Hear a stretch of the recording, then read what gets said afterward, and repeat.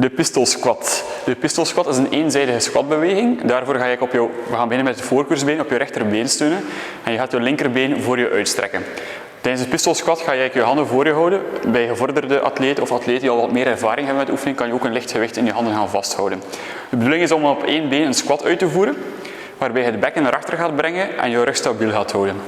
De diepte van de squat is afhankelijk van hoe comfortabel je bij de oefening zelf gaat voelen. Dus hoe beter je de oefening onder controle hebt, hoe dieper je de oefening kan uitvoeren.